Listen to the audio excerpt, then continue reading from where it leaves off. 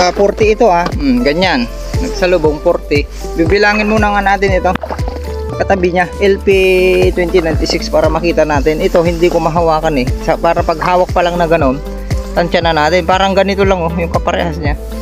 Bilangin natin. 1, 2, 3. Kalakas magsawi 4, 1, 52, 53, 54, 55, 56, 57, 58. Di ba? 58. Yang sawi niyan. Sabi ko nga di ba, yung ganun natin, kuwan na 40. Kaya 58, hindi ko mahawakan. Sharing is caring. Okay, kakat natin at dadisect natin yan. Na tayo. Dito naman tayo magre-reading sa LP937. Kalimutan ko kasi yung kuwan. Kuha tayo. Kuha tayo, wag dyan sa gilid. Yung hindi, alam natin na hindi. Tawag doon, hindi siya ulip. Ito. Kunin na natin to. Bukалin ulit natin.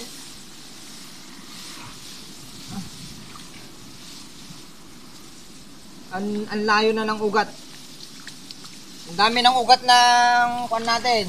Yung nasa ibabaw, lumalabas na. LP. Ang lalim ng ugat.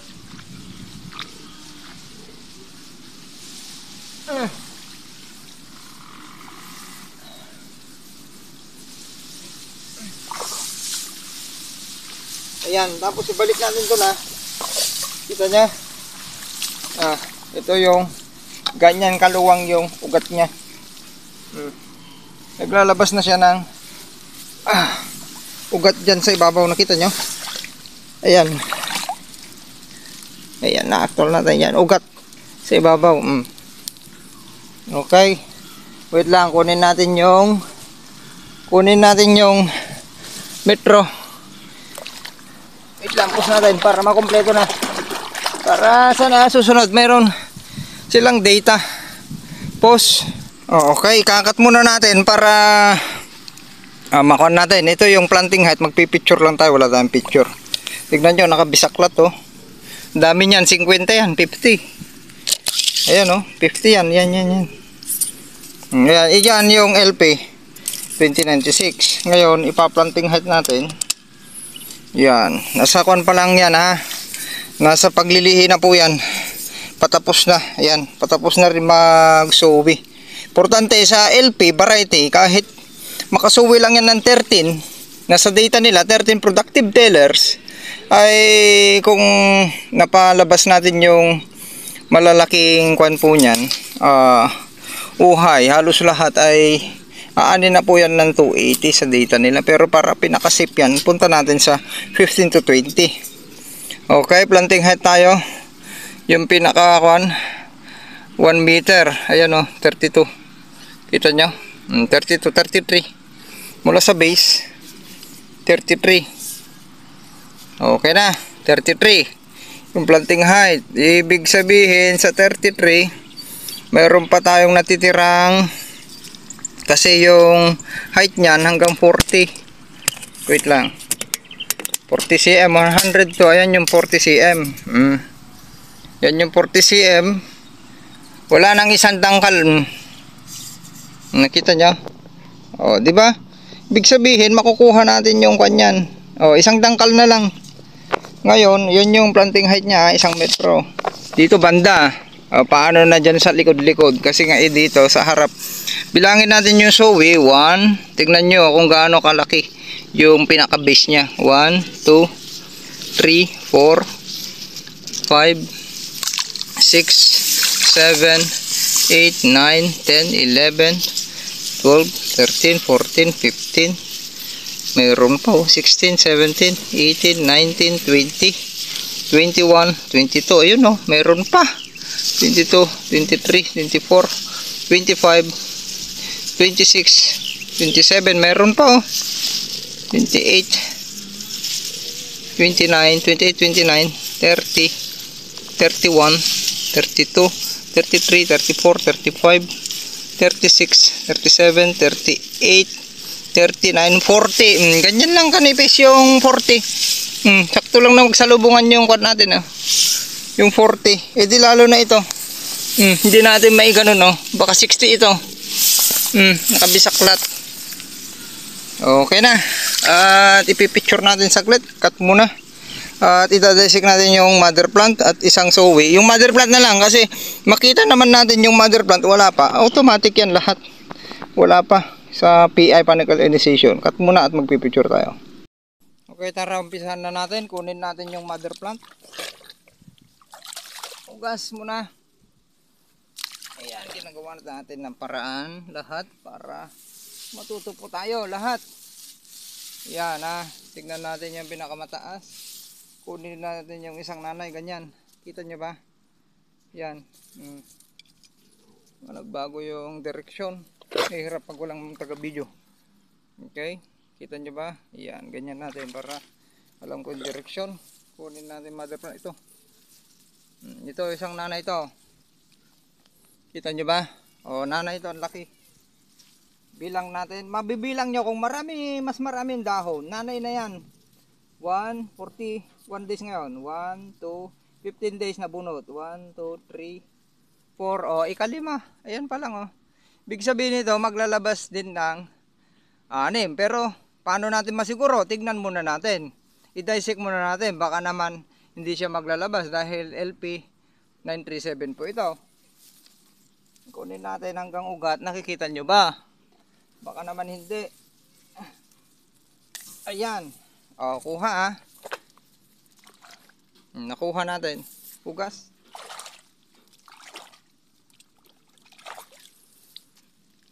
Ayan Ayan. At least nakikita ko. Ngayon, 1 dahon, tanggal. 2 dahon, tanggal. Para siya pang pasapasalik. Kaka-istorbo. Bilog na, di ba? Bumibilog na. Ibig sabihin, pag bumibilog na, bumibinat na. Okay? Internode elongation. Nagsumasabay na. Ngayon, biyakin natin mula ugat. May air space pa doon. Mula ugat. Na konti. Pero lumalabas na yung unang buko. Ay, naglalabas talaga yan ng ugat. Parang mais. Okay? Sa corn, ganun din. Ngayon, biyakin natin.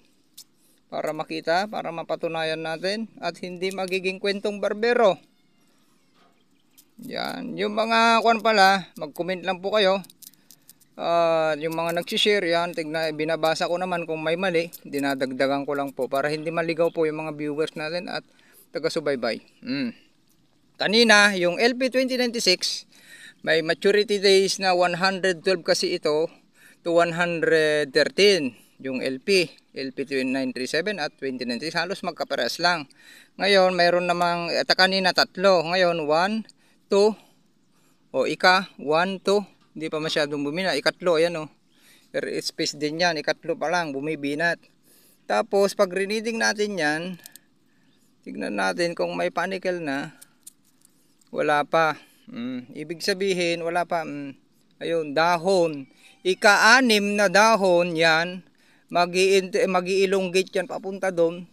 Pag lumabas na yun, pag fully exerted na to, ito, fifth leaf. Pag ito pumantay dito, sa fourth leaf, ilang tangkal pa? 2 tangkal.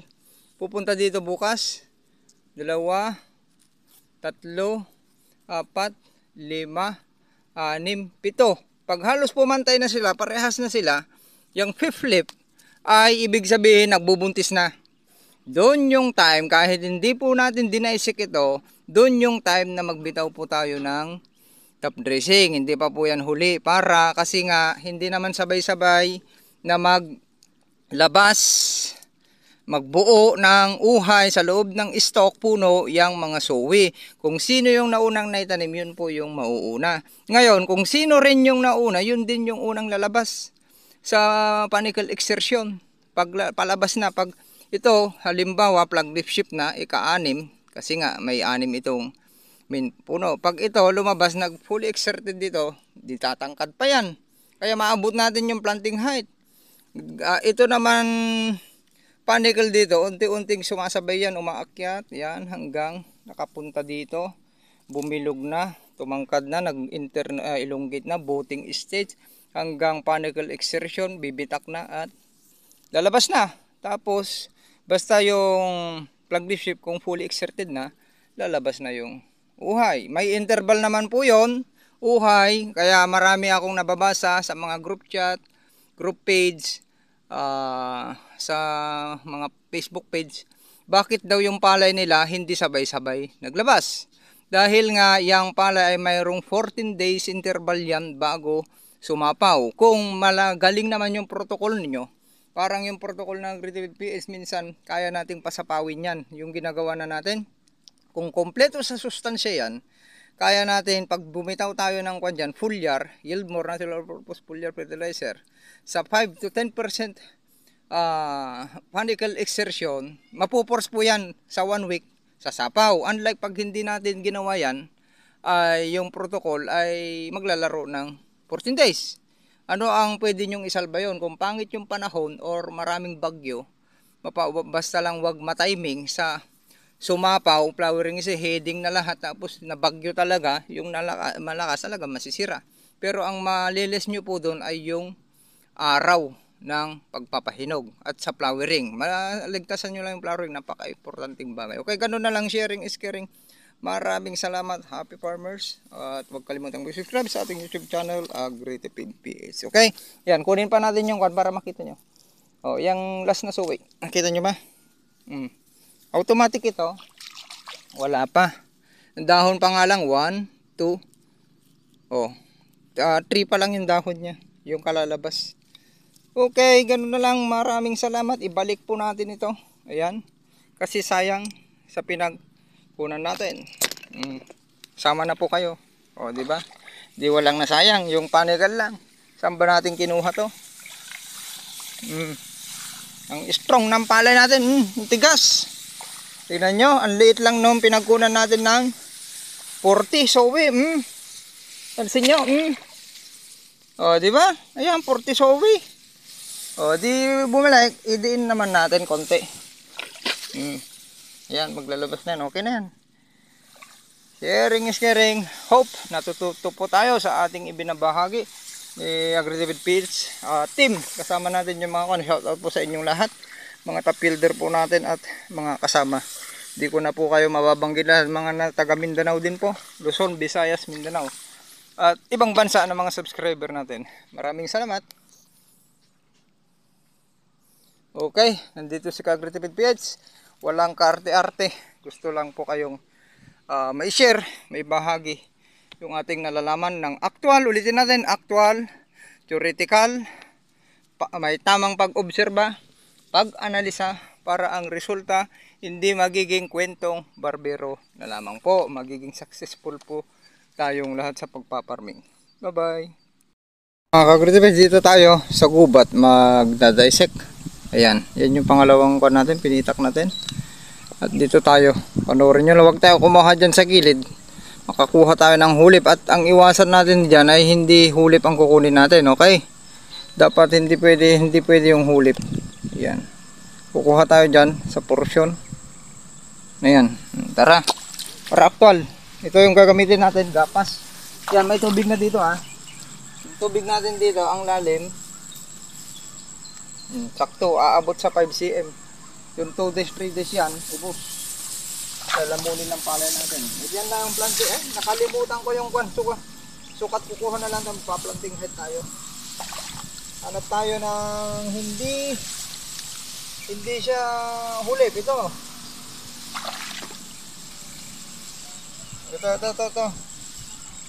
mga to. Planting height natin. Diba? Kuha tayo hanggang na kukunin natin dito, hanggang ugat. Ganyan natin, mother plant muna. Yan ang mother plant nyo, 3. Bilang kuan na. 1, 2, 3, dahon, 4, 5. Lumabas na. Pero maglalabas to ng 6 yung main. Kuha tayo.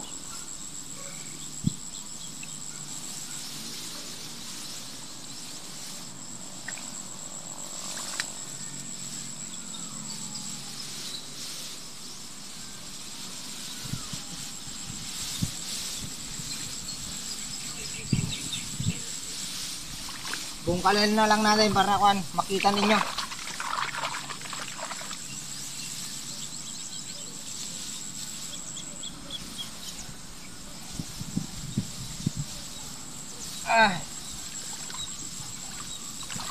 Ayan na, binungkal ko.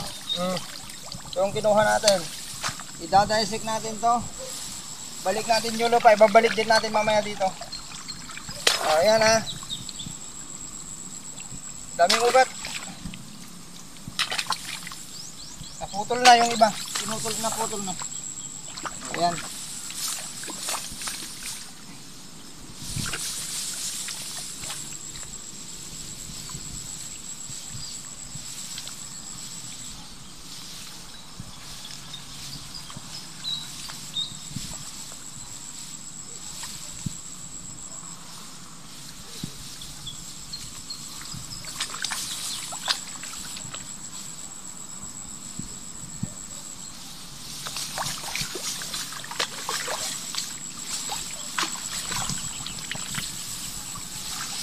Okay. So kumuha tayo sa isang dipa. Kita nyo, yan yung ugat ng pala natin. Hugasan natin para makita nyo. Naglalabas na siya ng root hairs. Diyan oh. Sa taas. Teka, hugasan natin para makita ninyo. Para ma-actual ninyo.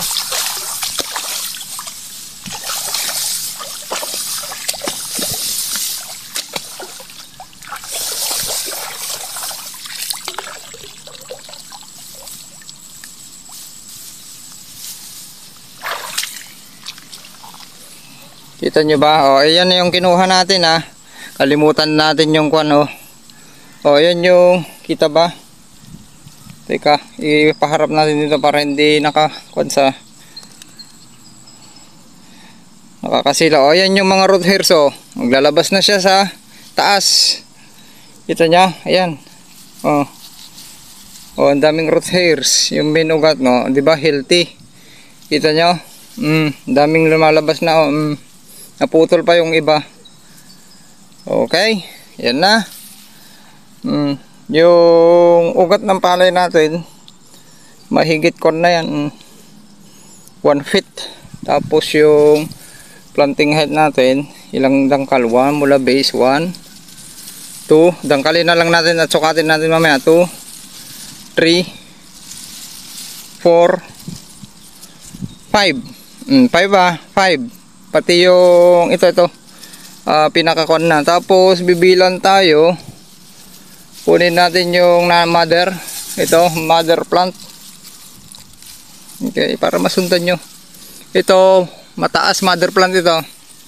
Okay, bibilan tayo. Paano nalaman na mother plant? Mas maraming dahon. O 1, ito nyo 1, may substitution natin kasi walang nagbibideo. 1 2 3 4 5. Kung wala pang uhay ito, ibig sabihin ito maglalabas ng 6 na dahon. Okay, ayan na.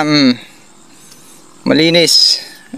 Bilangin muna natin yung sowi. Ito yung kukunin natin. 1 2 3 4 5 6 7 8 9 10 11 12 13 14 15 16 17 18 19 20 21 22 23 24 25 26 27 28 29 30 31 32 33 34 35 36. Malalaki lahat oh. Ito lang yung last.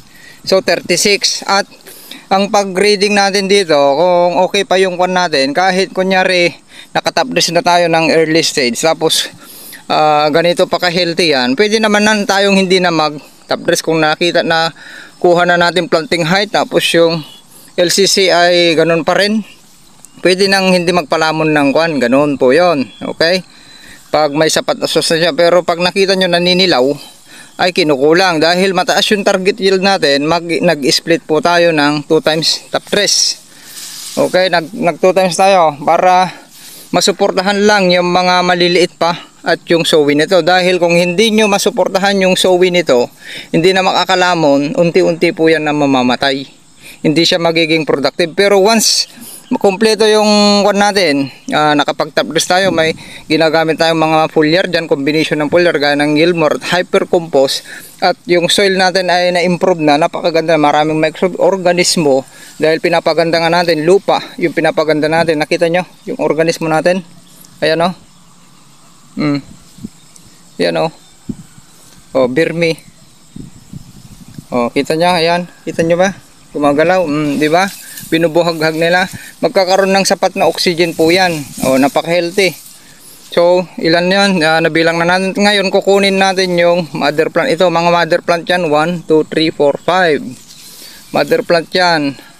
1, 2, 3, 4, 5. Okay, kunin natin ito. Sana, isama na natin ha. Ayan. Kunin natin, pati yung ugat. Ayan, nakuha natin ha. Kita nyo, ganun. Ibalik din natin mamaya ito dun para makita nyo kung nabuhay pa. Ito na, lilinisan lang po natin. Yan, ipapakita natin sa inyo. Just in case, mayroon ng panicle ito, ay napakainam dahil yung LCC ng palay natin ay ganun pa rin, hindi naman nagbago. Ayan, ganun pa rin yung LCC natin, nasa 3 and 4. Okay?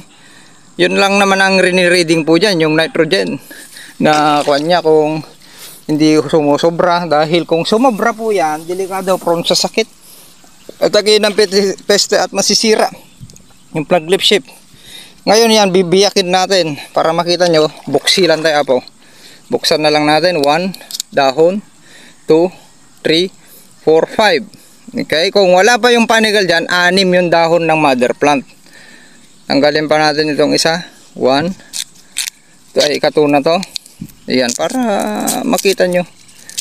O, bilog na. Umangat na. Internode elongation na. O, umangat na. Ngayon, bibiyakin po natin. Umangat na yung linis. O. Umangat na yung buko. Kunin pa natin yung ikatlo. Dahon. Mapuputol na, baliin na natin. Ganyan kunin nyo, may air space yan dyan. Tapos tignan natin kung nasaan na yung panicle. Ayan, actual po natin ito para hindi na lang kwentong barbero. Okay, yung mga nagkukwentong barbero po dyan, hindi naman nag-actual. Ayan, tignan natin 41 days po ngayon itong palay natin. Tignan nyo, binuksan natin. Wala pa. Mag-umpisa pa lang. Tignan natin kung may panicle na. Ilang air space niya? 1. Yung mother plant. 1, 2, 3. Ikatlo. Tapos, wala akong makitang green ring. Naglilihi yung palay natin. Tignan natin kung may panicle na. Kita nyo ba? Tignan nyo Tignan natin kung yung panicle o dahon ito. Ayan. Yan Kung wala pang panicle ito, yung dahon pa lang. Yung ikat-6 na dahon. Wala, di ba? Wala pa. Dahon pa lang ito, hindi pa ma-reading. Ang pag-reading ng pagbubuntis, sa pagbubuntis tayo magbibitaw ng final top dress, dapat yung uhay, nakita nyo na ganyan, 3 mm. May uhay na nakikita, 2 or 3. Pwede na yun para yung sowi. Sa mother plant nga wala pa. So sakto lang yung natin. Mga kasi na bunot kasi yung palay natin na 15 days. Kaya medyo hindi pa tayo late. Pero tignan nyo yung tumitigas na. Okay, baka masyado kayong maaga. Tapos yung sakahan ninyo madaling matuyan, hindi pa na-improve yung soil. Yung abono nyo 7 to 10 days wala na. Ibig sabihin, pag hindi nyo na timingan yung panicle doon, pagpunta ng panicle, pagpasok ng panicle, walang sapat na sustansya na ibinitaw nyo, sapat na nitrogen, NPK at ibang macro at micro element, ay hindi yan lalaki.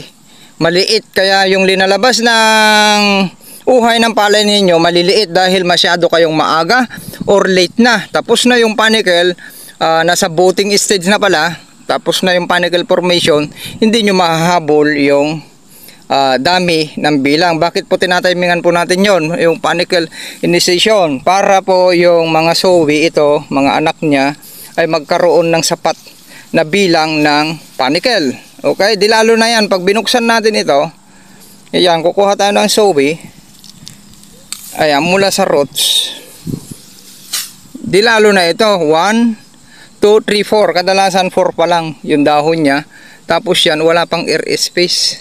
Ito, kung walang sapat na sustansya, mamamatay na to. Dahil sa competition, lalo kung yung pagkatanim ninyo, 15 by 15, tapos ang kapal, wala na.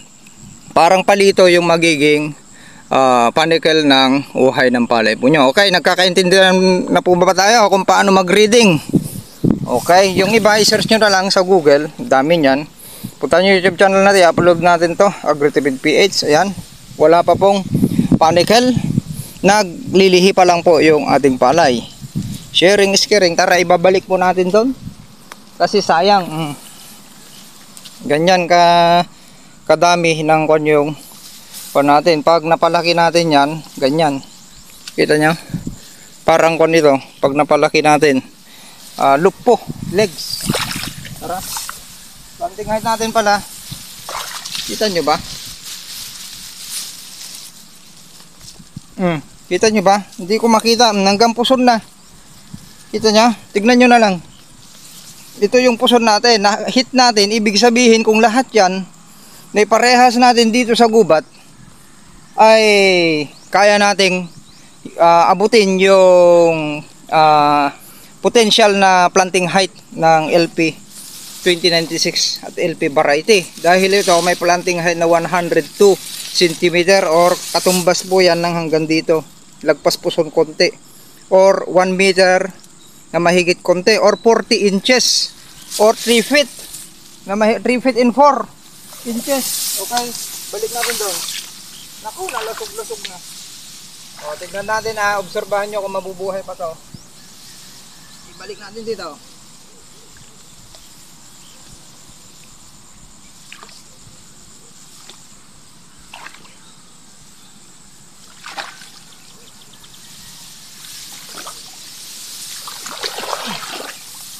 O, ayan na. Mahaba na yung videos natin. At least na ipaliwanag natin sa inyo ng mabuti na para hindi ulitin natin, para hindi maging kwentong barbero. Ayan, ipakita ko sa inyo kung saan natin linagay, binunot. Ito po yun. Yan, binalik po natin ito. Ay hindi, dun sa mas malayo. Saan na yun?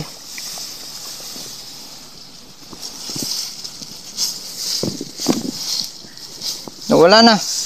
Ito ata yung kapal, oh. Ito pala. Okay, binalik na natin. Yan, obserbahan na lang natin sa ilang araw. Kung yan na. Naktual na natin sa inyo yung LCC ng palay natin ay okay pa. Hindi pa naman naninilaw na parang ganyan. Huwag nyong paabutin sa ganyan pag hybrid. Wala kayong aanihin. Kukunti. Huwag na kayong mag-hybrid pag ganyan yung kulay ng palay ninyo. Okay, kasi ang hybrid at least nagre-range siya ng 4 out 5. Pero dahil sa patuloy na pag-ulan, climate change, sa AgriTipid PH na magre-range lang ng 3, gitna, tsaka sa 4. Yan na, planting height natin, nakita nyo. Okay, sharing is caring. Maraming salamat. Happy farmers. Yan. Huwag kalimutang mag-subscribe sa ating YouTube channel, AgriTipid PH. At i-follow nyo na rin yung